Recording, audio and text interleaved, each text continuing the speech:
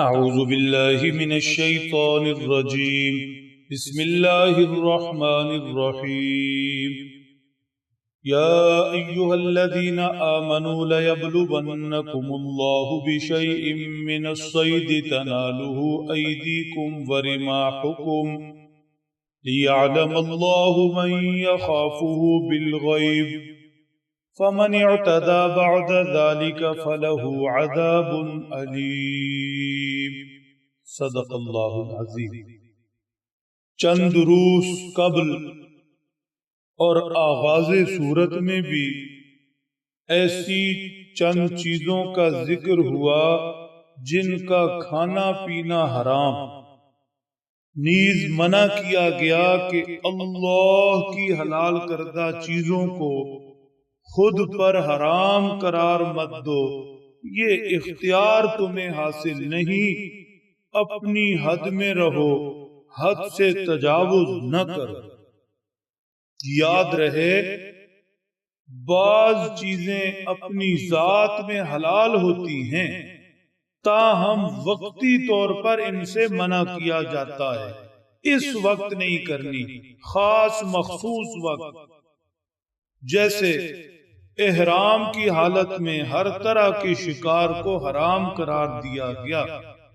اسی بابت آج تلاوت کی گئی آیت شریفہ میں ارشاد ہے، یا ایھا الذین آمنوا لیبلونکم اللہ بشیء من الصید، اے اہل ایمان، اللہ تمہیں شکار میں سے کسی شکار کے ذریعے آزمائیں گے، خشکی کا ہو، تری کا ہو، تنالہ ایدیکم ورماحکم، جو تمہاری دسترس میں ہے، ہاتھ سے بھی پکڑ لو اور تیر کے ذریعے، نیزے کے ذریعے بھی پکڑ لو، شکار کر لو، آسان ہوگا، شکار تمہاری پہنچ کے اندر ہوگا۔ لیکن احرام کی حالت کے اندر ہو تو پھر اس شکار کے قریب بھی نہیں جانا، ہاتھ بھی نہیں لگانا، اس شکار کا قصد نہیں کرنا۔ یہ آزمائش ہے، آزمائش۔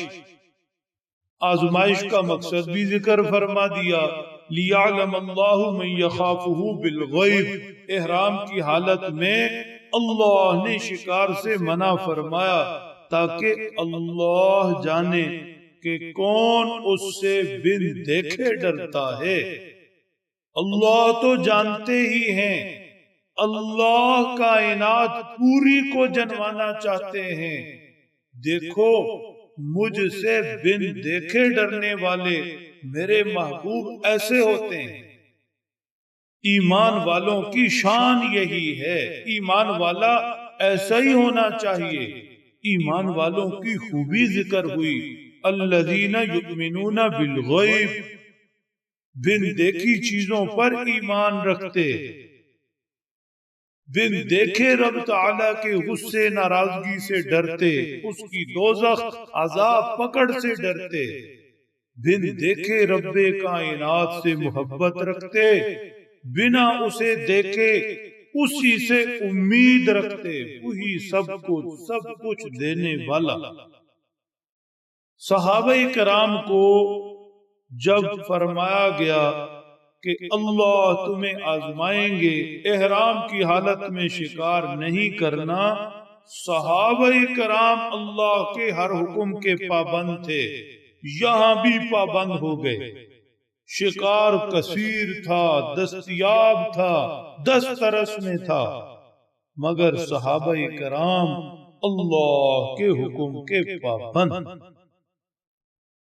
ورنہ یہودی بھی تھے جنہیں منع کیا گیا ہفتہ کے دن مچھلی کا شکار نہ کریں، قرآن پاک میں اصحاب سبت ان کا ذکر ہے، مگر انہوں نے ہیلا کیا، دریا کا رستہ ہفتے کے دن کاٹ کر ایک جگہ مچھلیاں روک لی، گڑا بنا کر اتوار والے دن پکڑ لیا، یعنی رب کا حکم ماننے سے انکار کیا، عذاب الہی کا شکار ہوئے۔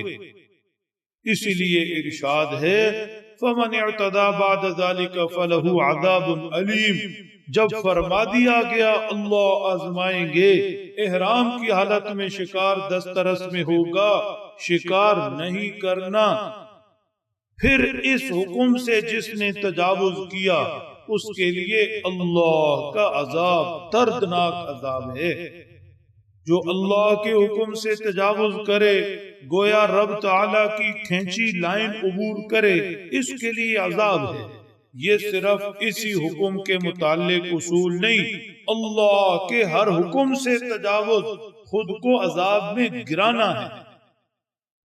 یہ ساری زندگی کے لیے اصول، سب کے لیے اصول ہے۔